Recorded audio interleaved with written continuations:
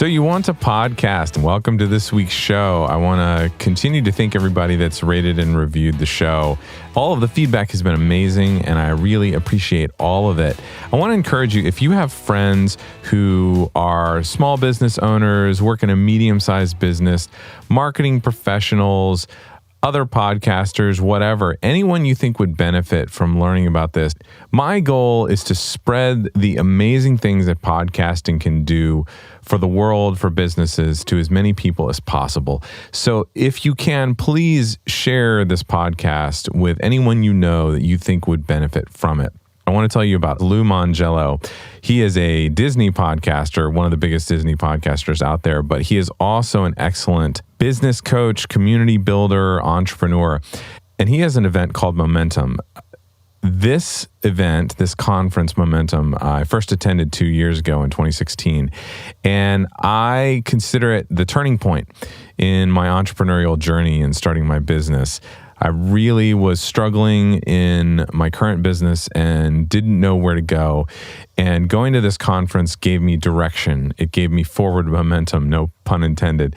And I really recommend it for anyone out there who is stuck in a job or unhappy with their career and would really like to be doing something else, or someone who is also just starting out on their entrepreneurial journey. It's a great conference to go to. There is also a mastermind day for a select few at the back end of it. I believe there's still just a few seats left for the weekend workshop and a few seats left for the Tuesday mastermind day. The weekend workshop is October 6th and 7th in Orlando, actually right next to Disney Springs in Walt Disney World. And the mastermind days are the 8th and 9th of October. That's October 6th through the 9th, 2018. And like I said, there are a few seats left. If you go to loumongello.com/momentum, you can find out more information and register. And I will put that URL in the show notes as well. So last week we talked about why sound quality matters on your podcast. And we said that it's like someone asking, why is it important for a restaurant to serve edible food? We covered the first two reasons, which are ease of use for the listener and professionalism and authority. This week we're going to cover the second two reasons. And the first reason we're going to cover today is respect for your audience. When I help someone launch a podcast, I want to provide a great experience for the listener, and I'm not interested in wasting people's time. The listener expects that the person most responsible for producing the podcast audio cares about them and their experience.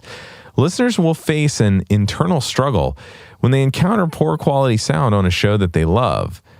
They like the content, but they're uncomfortable with the sound, and you don't want to put them in that position.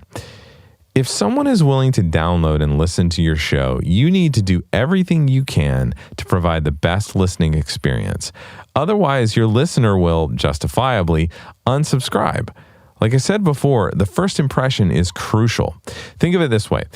If a listener is going to let my voice get within an inch of their eardrums, then I owe it to them to provide a comfortable and clear listening experience. I've stopped listening to many podcasts over the last 8 years because the host seemingly did not care enough about me to make an investment in learning the basics of podcast production.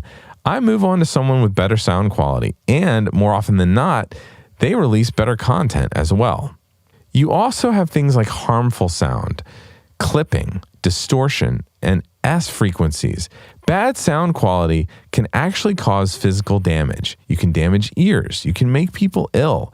Sound can be weaponized, but podcasts shouldn't be.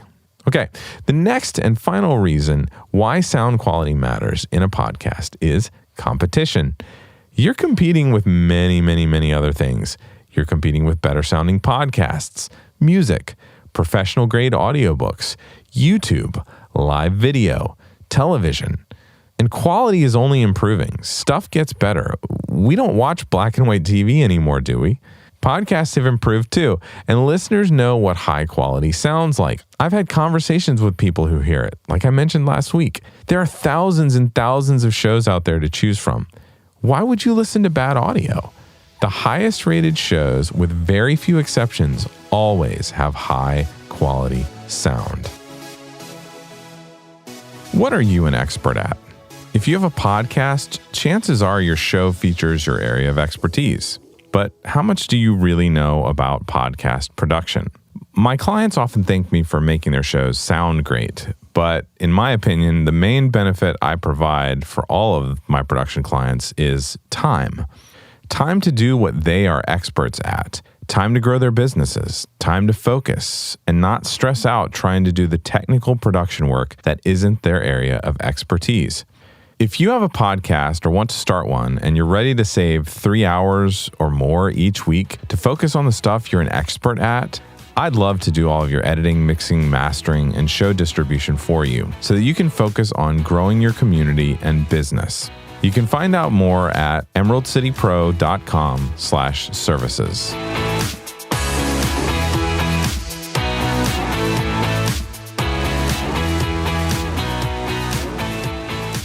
Today's show was brought to you by Convertkit, the only email marketing system you'll ever need.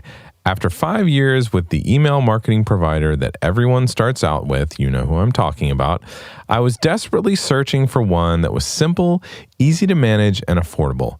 Convertkit easily stood out above the rest, and I've been ridiculously happy with them ever since I made the switch.